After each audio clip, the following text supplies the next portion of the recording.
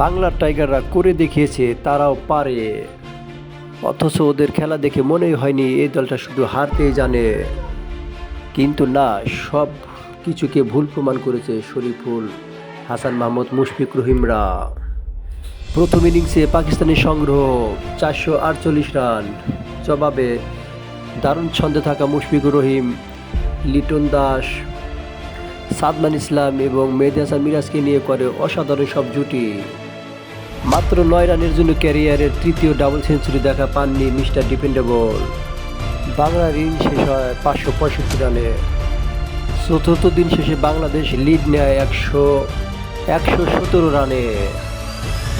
Cricket বিশ্বে কোটি ভক্ত, যারা কেউ ভাবেনি এই ম্যাচটি হতে পারে জয় পরাজয়, তাই করে দেখল শরীফুল ইসলাম, হাসান মাহমুদ, মেহেদী হাসান মিরাজ এবং সাকিব আল হাসানের ঘূর্ণিতে মাত্র 146-এ গুটিয়ে যায় পাকিস্তান।